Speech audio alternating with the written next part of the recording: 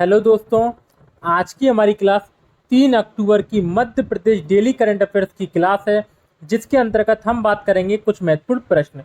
तो चलिएगा इस क्लास को स्टार्ट करते हैं। आज का हमारा आपसे पूछा गया प्रश्न है दोस्तों, बेगा जनजाति का प्रमुख नृत्य क्या है। 4 ऑप्शन आपके सामने हैं। सही आंसर आप लोगों को कमेंट बॉक्स में लिखकर जरूर देना है। चलिए आज के पहले प्रश्न की तरफ चलते हैं। पहला क्वेश्चन है दोस्तों, हाल ही में मध्य प्रदेश एनएसयूआई का अध्यक्ष किसे नियुक्त किया गया है। भरत तिवारी, अतुल चौहान, मंजुल त्रिपाठी, अजय कुमार। तो गाइस यहाँ पर हमारा सही आंसर हो जाएगा मंजुल त्रिपाठी। अभी दोस्तों हाल ही में मध्य प्रदेश एनएसयूआई का अध्यक्ष किसे नियुक्त किया गया है, मंजुल त्रिपाठी को। ठीक है गाइस, तो महत्वपूर्ण क्वेश्चन है, इसको हमें याद रखना है। दोस्तों मैम के गले में थोड़ी सी प्रॉब्लम हो रही है, इस कारण वो आज नहीं क्लास ले पा रही हैं। जैसे ही वो सही होती हैं वो आपकी क्लास को कंटिन्यू कर देंगी। ठीक है दोस्तों, चलिए अब अपन इस क्वेश्चन की डिटेल को जान लेते हैं। देखिए guys, all India Congress committee ने मध्य प्रदेश में मंजुल त्रिपाठी को एनएसयूआई का अध्यक्ष बनाया है। एआईसीसी के महासचिव केसी वेणुगोपाल ने इस बदलाव की जानकारी दी। मध्य प्रदेश में एनएसयूआई के पूर्व अध्यक्ष विपिन वानखेड़े द्वारा किए गए कार्यों की सराहना की और उल्लेखनीय है कि विपिन वानखेड़े ने विधायक बनने के बाद अध्यक्ष पद से हटने की इच्छा जताई थी। इसको लेकर वे पहले भी बयान दे चुके थे कि नया अध्यक्ष बनाने के लिए प्रक्रिया शुरू हो चुकी है। अखिल भारतीय कांग्रेस कमेटी के महासचिव केसी वेणुगोपालन ने शनिवार को प्रेस नोट जारी कर मध्य प्रदेश और छत्तीसगढ़ के नए एनएसयूआई के प्रदेश अध्यक्ष की घोषणा की है। इस पत्र में एनएसयूआई के छत्तीसगढ़ के प्रदेश अध्यक्ष आकाश वर्मा और मध्य प्रदेश के प्रदेश अध्यक्ष विपिन वानखेड़े के कामों की सराहना भी की। मंजुल त्रिपाठी रीवा एनएसयूआई के जिला अध्यक्ष हैं। ठीक है गाइस, तो ये महत्वपूर्ण क्वेश्चन है, इसको हमें याद रखना है। और अभी हाल ही में ऑल इंडिया कांग्रेस कमेटी ने मध्य प्रदेश में मंजुल त्रिपाठी को एनएसयूआई का अध्यक्ष नियुक्त किया गया है। ठीक है गाइस, तो ये सारी बातें हमें इसमें याद रखनी है। चलिए दोस्तों नेक्स्ट क्वेश्चन पे चलते हैं। अगला क्वेश्चन है दोस्तों, हाल ही में मध्य प्रदेश के किस तहसीलदार ने all India civil services athletics championship में रजत पदक अपने नाम किया है। गिरीश सोनी, विनोद सोनकिया, विवेक त्रिपाठी, आशीष कुमार। तो दोस्तों अच्छा क्वेश्चन है, यहाँ पर हमारा सही आंसर हो जाएगा विनोद सोनकिया। अभी दोस्तों हाल ही में मध्य प्रदेश के विनोद सोनकिया ने all India civil services athletics championship में सिल्वर मेडल अपने नाम किया है। ठीक है गाइस, इसकी डिटेल को जान लेते हैं। देखिए दोस्तों, राजधानी के राज्य निर्वाचन आयोग में पदस्थ तहसीलदार विनोद सोनकिया ने all India civil services athletics championship 2020-21 में प्रदेश का गौरव बढ़ाया है। उन्होंने मध्य प्रदेश की टीम से प्रतिनिधित्व करते हुए 400 मीटर दौड़ में रजत पदक जीता है और इस प्रतियोगिता का स्वर्ण महाराष्ट्र के प्रमोद टडेल को व कांस्य पदक आंध्र प्रदेश के चेन्न केशव रेड्डी को मिला है। All India civil services athletics championship 2020-21 का आयोजन 28 सितंबर से 30 सितंबर तक कर्ण स्टेडियम करनाल में आयोजित हुई थी। दोस्तों इस आयोजन के बारे में भी हम बात कर चुके थे, यदि आपने अच्छे से पढ़ा हो तो। दोस्तों ये आप ध्यान रखना है आप लोगों को कि अभी हाल ही में विनोद सोनकिया जो कि मध्य प्रदेश के तहसीलदार हैं, उन्होंने all India civil services athletics championship में रजत पदक जीता है तथा दोस्तों स्वर्ण पदक महाराष्ट्र के प्रमोद टडेल को व कांस्य पदक आंध्र प्रदेश के चेन्न केशव रेड्डी को मिला है। ठीक है गाइस, तो इसको हमें अच्छे से याद रखना है। चलिए दोस्तों नेक्स्ट क्वेश्चन पे चलते हैं। अगला क्वेश्चन है दोस्तों, हाल ही में आईआईएम इंदौर के कितने वर्ष पूर्ण होने के उपलक्ष्य में शिक्षकों का सम्मान समारोह आयोजित किया जा रहा है। 22 वर्ष, 24 वर्ष, 25 वर्ष या 28 वर्ष। तो गाइस यहाँ पर हमारा सही आंसर हो जाएगा 25 वर्ष। दोस्तों हाल ही में आईआईएम इंदौर के 25 वर्ष पूरे हो चुके हैं और इसके उपलक्ष्य में शिक्षकों का सम्मान समारोह आयोजित किया जा रहा है। ठीक है गाइस, इसकी डिटेल को जान लेते हैं। देखिए दोस्तों, भारतीय प्रबंध संस्थान IIM इंदौर को 25 वर्ष पूर्ण हो गए हैं और इस मौके को यादगार बनाने के लिए संस्थान रविवार को फाउंडेशन कार्यक्रम करने जा रहा है। पहली बार कार्यक्रम ऑफलाइन होगा और इसमें मुख्य अतिथि बोस्टन कंसल्टिंग ग्रुप के मैनेजमेंट डायरेक्टर अल्पेश शाह शामिल होंगे। कौन दोस्तों? अल्पेश शाह शामिल होंगे। वे विद्यार्थियों को संबोधित करेंगे। इस दिन बेस्ट टीचर्स ऑफ और बेस्ट स्टाफ अवार्ड समारोह भी किया जाएगा। जो अधिकारी और कर्मचारी संस्थान के साथ 10 और 20 वर्षों से जुड़े हैं उन्हें भी अवार्ड दिया जाएगा। संस्थान की शुरुआत और कैसे आई और इस बीच क्या क्या खास मौके रहे, इस बारे में संस्थान के निदेशक प्रोफेसर हिमांशु राय संबोधित करेंगे। खास बात यह है कि इस दिन IIM पोस्ट कार्ड और कैंपस MP लॉन्च करने जा रहा है। इसमें IIM इंदौर से संबंधित कई जानकारियां रहेंगी। संस्थान के PGP, IPM, PGP, HRM के 5 विद्यार्थियों को सर्टिफिकेट प्रदान किए जाएंगे जिनके एकेडमिक रिकॉर्ड बहुत बेहतर रहे हैं। पहले प्रोफेसर राय मुख्य अतिथि का स्वागत करेंगे और विद्यार्थियों को संबोधित करेंगे।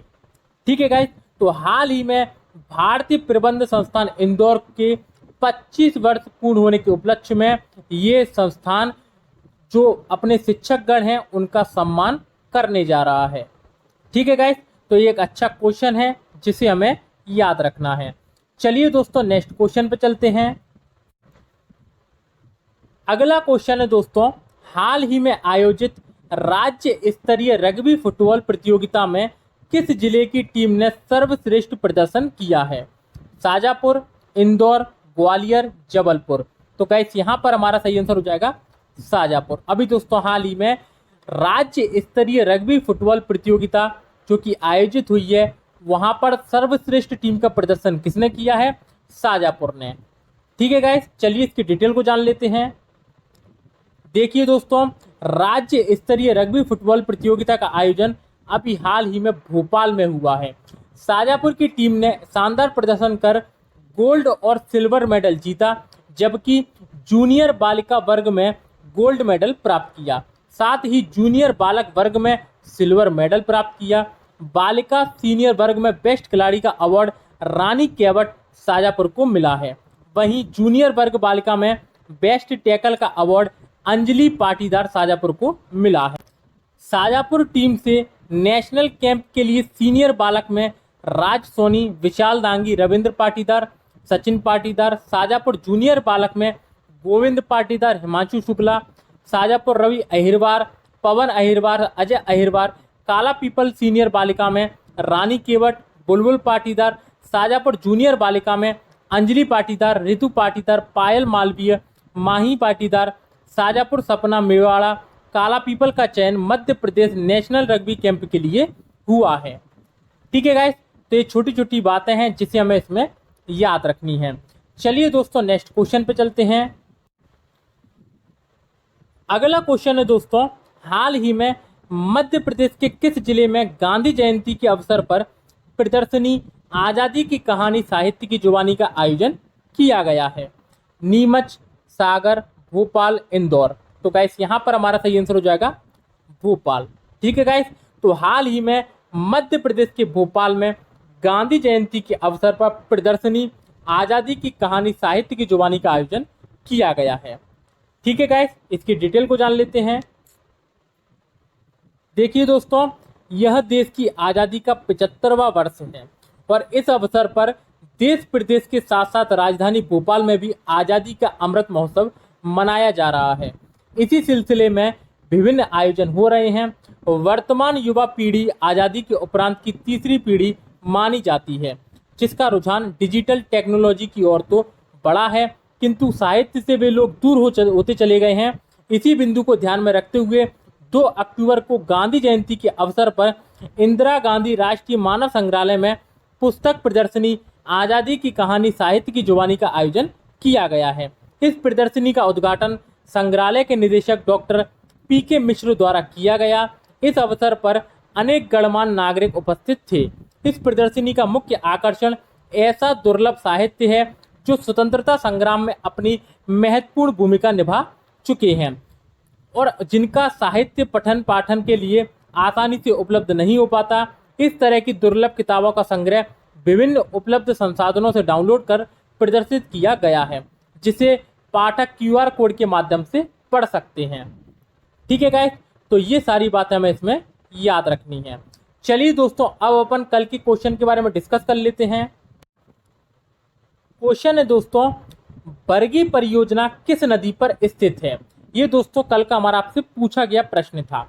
सोन नदी, बेतवा नदी, नर्मदा नदी या इनमें से कोई नहीं? तो गाइस यहाँ पर हमारा सही आंसर हो जाएगा नर्मदा नदी। दोस्तों बरगी जो परियोजना है वो हमारी नर्मदा नदी पर स्थित है, जो और जबलपुर के पास में है। कहाँ पर दोस्तों? जबलपुर के पास में ही हमारी बरगी परियोजना है। ठीक है दोस्तों, इस परियोजना को दोस्तों कब बनवाना शुरू हुआ था? 1974 में इसका काम शुरू हुआ था और 1990 में ये बनकर तैयार हो गया था। ठीक है दोस्तों, तो बरगी परियोजना 1990 में बनकर तैयार हो गई थी। दोस्तों इसमें 45 मेगावाट की 2 इकाइयाँ लगी हैं, तो टोटल 90 मेगावाट दोस्तों इसमें जल विद्युत का उत्पादन होता है। कितना? 90 मेगावाट इसमें जल विद्युत का उत्पादन किया जाता है। ठीक है गाइस, तो महत्वपूर्ण प्रश्न है, इसे हमें याद रखना है। बरगी परियोजना हमारी नर्मदा नदी पर है, जबलपुर के पास में है। 1974 में बनना शुरू हुआ, 1990 में ये समाप्त हुआ। 45 मेगावाट की 2 इकाइयाँ लगी हैं, जिससे 90 मेगावाट जल विद्युत का उत्पादन किया जाता है। ठीक है गाइस, इसके अलावा यदि हम नर्मदा नदी के बारे में बात करें तो नर्मदा नदी का उद्गम स्थल कहाँ पर है गाइस? तो सभी लोग जानते हैं मेरे भाई, अनूपपुर के अनूपपुर में अमरकंटक में नर्मदा कुंड से। कहाँ से दोस्तों? नर्मदा कुंड से नर्मदा नदी का उद्गम होता है। नर्मदा की टोटल लंबाई 1312 किलोमीटर। कितनी दोस्तों? 1312 किलोमीटर। लेकिन मध्य प्रदेश में कितनी है? 1077 किलोमीटर। कितनी दोस्तों? 1077 किलोमीटर। नर्मदा को रेवा के नाम से भी जाना जाता है। महत्वपूर्ण क्वेश्चन है। ठीक है दोस्तों, तो रेवा के नाम से किसको जाना जाता है? नर्मदा नदी को। नर्मदा नदी का उद्गम स्थल अमरकंटक में नर्मदा कुंड से हुआ है और इसका समापन कहाँ पर हुआ है? तो खंबात की खाड़ी में। कहाँ पर? खंबात की खाड़ी में, अरब सागर में। कहाँ पर गाइस? अरब सागर में। ठीक है गाइस, जैसे शक्कर इसकी दोस्तों सहायक नदी है, हथनी इसकी सहायक नदी है। तो दोस्तों अपन ने इसकी सहायक नदियों के बारे में भी बातें करनी है। एक नर्मदा नदी दोस्तों ऐसा टॉपिक है जिससे लगातार पेपरों में, परीक्षाओं में प्रश्न पूछे जाते हैं। तो हमें दोस्तों नर्मदा नदी के बारे में जुड़ी सारे फैक्टों को कवर करना है। धीरे धीरे दोस्तों नर्मदा नदी के बारे में पढ़ना है, जिससे कि पेपरों में हमें सारे क्वेश्चनों को आसानी से सॉल्व कर सकें। ठीक है गाइस, तो जो अभी मैंने आपको इतनी बातें बताई हैं नर्मदा नदी के बारे में, ये सारी हमें याद रखनी है। ठीक है गाइस, तो चलिए दोस्तों अब अपन कल के करंट के क्वेश्चनों का रिवीजन कर लेते हैं। पहला क्वेश्चन है दोस्तों, हाल ही में भोपाल एम्स में नए डिप्टी डायरेक्टर कौन बन गए हैं? तो ये बन गए हैं दोस्तों श्रमदीप सिन्हा। कौन? श्रमदीप सिन्हा भोपाल एम्स में नए डिप्टी डायरेक्टर बन गए हैं। नेक्स्ट क्वेश्चन, हाल ही में मध्य प्रदेश के किस जिले के चिन्नौर चावल को जीआई टैग प्रदान किया गया है? तो ये किया गया है दोस्तों बालाघाट जिले के चिन्नौर चावल को। दोस्तों जीआई टैग से दोस्तों लगातार पेपरों में प्रश्न पूछे जाते हैं। जीआई टैग दोस्तों कब अस्तित्व में आया? तो 1999 एक्ट के तहत 2003 में इसे लागू किया गया और 2004 में इसे पहला जीआई टैग किसे मिला? दार्जिलिंग की चाय को। किसको दोस्तों? दार्जिलिंग की चाय को पहला जीआई टैग मिला है। और दोस्तों हाल ही में बालाघाट के चिन्नौर चावल को जीआई टैग मिल चुका है। जीआई टैग 10 वर्षों के लिए दिया जाता है। कितने वर्षों के लिए? 10 वर्षों के लिए दिया जाता है। ठीक है गाइस, चलिए नेक्स्ट क्वेश्चन, हाल ही में मध्य प्रदेश के किस शहर में प्लास्टिक मुक्त बनाने हेतु थैला बैंक की शुरुआत हुई? तो बीना में। ठीक है, नेक्स्ट क्वेश्चन, हाल ही में सागर जिले में किस पार्टी के कार्यकर्ताओं द्वारा यंग इंडिया के बोल कार्यक्रम को लॉन्च किया गया है? तो कांग्रेस पार्टी। नेक्स्ट क्वेश्चन, हाल ही में ग्वालियर के किस छात्र ने रॉयल कॉमनवेल्थ सोसाइटी का पुरस्कार जीता है? तो ये जीता है दोस्तों कर्णव रस्तोगी ने। किसने? कर्णव रस्तोगी ने। ठीक है गाइस, तो इस प्रकार से दोस्तों आज की हमारी Madhya Pradesh daily current affairs की क्लास यहीं पर समाप्त होती है। लेकिन दोस्तों यहाँ पर हमें ये भी जानना है कि ये सारे जो क्वेश्चन मैं आपको करा रहा हूँ ये पेपर की दृष्टि से बेहद ज़्यादा महत्वपूर्ण है, तो इनको हमें अच्छे से याद रखना है। तो दोस्तों यदि आपको वीडियो अच्छी लगती है तो वीडियो को लाइक कर देना, चैनल को सब्सक्राइब कर देना, तथा दोस्तों PDF के लिए आप टेलीग्राम चैनल पर जाके अपने टेलीग्राम चैनल पर जाके धाकड़ कॉम्बो क्लासेस को सर्च करें तथा वहां से दोस्तों उसको ज्वाइन कर लें। जितनी भी हमारी PDF है वो सारी हमारे टेलीग्राम चैनल पर उपलब्ध कराई जाती हैं। इसके साथ में ही जो ही महत्वपूर्ण जानकारी वहां से बनती है वो सारी दोस्तों टेलीग्राम चैनल पर डाल दी जाती है। ठीक है गाइस, तो ध्यान से दोस्तों सारी चीज़ों को आपको समझना है और पेपर की अच्छे से तैयारी करनी है। फिर मिलते हैं दोस्तों कल नेक्स्ट क्लास में, तब तक के लिए धन्यवाद।